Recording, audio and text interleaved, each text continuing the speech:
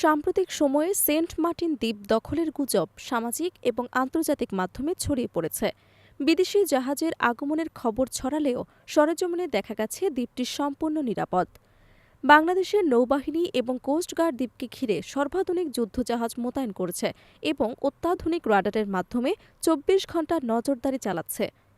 এই পদক্ষেপ বিশ্বকে জানানো হচ্ছে বাংলাদেশ তার জলসীমা রক্ষা এবং আন্তর্জাতিক নৌসীমার সুরক্ষা করতে দৃঢ় প্রতিশ্রুতিবদ্ধ। বহির্সমুদ্রে বাংলাদেশের অন্যতম শক্তিশালী অবস্থান ধরে রেখেছে নৌবাহিনীর যুদ্ধজাহাজ খালিদ বিন ওয়ালিদ।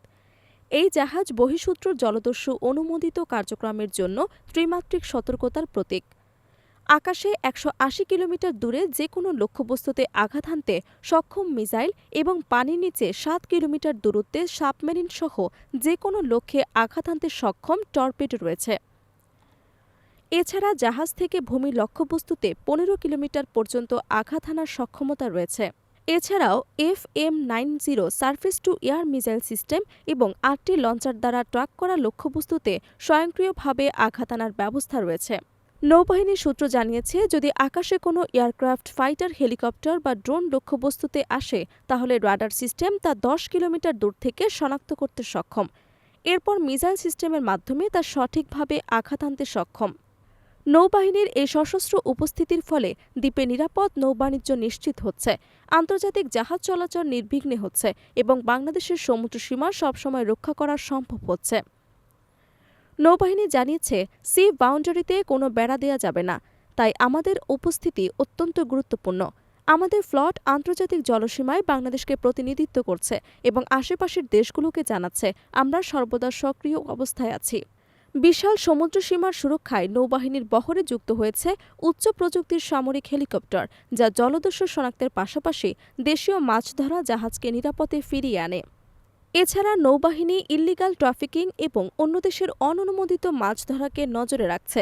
কোনো সন্দেহজনক শনাক্ত হলে তা রিপোর্ট করা হচ্ছে এবং শীর্ষ কমান্ডের নির্দেশ অনুযায়ী জাহাজ ব্যবস্থা নিচ্ছে। নৌবাহিনী জানিয়েছে, জাহাজের স্পিডের কারণে পুরো এলাকা একসাথে নজরে রাখা সম্ভব নয়, তাই হেলিকপ্টারের মাধ্যমে হাই স্পিডে কাভারেজ করে নির্দিষ্ট এরিয়ায় নজরদারি করা হয়। এই প্রক্রিয়ায় কার্যকরভাবে সমুদ্রসীমার নিরাপত্তা নিশ্চিত করা যায়। বাংলাদেশের জলসীমা প্রায় ১,১৯,০০০ বর্গ কিলোমিটার, যা স্থলসীমায় প্রায় সমান। এই বিপুল জলসীমা এবং প্রাকৃতিক সম্পদ সুরক্ষায় নৌবাহিনী গুরুত্বপূর্ণ ভূমিকা পালন করছে। বেসামরিক প্রতিষ্ঠানের সঙ্গে সমন্বয় করে গবেষণা এবং সুরক্ষা কার্যক্রম পরিচালিত হচ্ছে।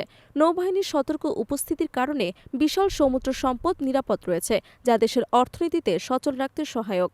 নৌবাহিনী জানিয়েছে, আমরা শুধু সীমানা রক্ষা করছি না, বরং আন্তর্জাতিক জলবাণিজ্য এবং দেশীয় জাহাজ চলাচলেও নির্বিঘ্নে চলতে পারে তা নিশ্চিত করছি। এভাবে বাংলাদেশের অর্থনৈতিক এবং আন্তর্জাতিক স্বার্থ রক্ষা করা হচ্ছে। সেন্ট মার্টিনে এই নৌ সুরক্ষা ব্যবস্থা কেবল দ্বীপ নিরাপদ রাখছে না, বরং বাংলাদেশকে আন্তর্জাতিক জলসীমায় শক্তিশালী অবস্থানে উপস্থাপন করছে।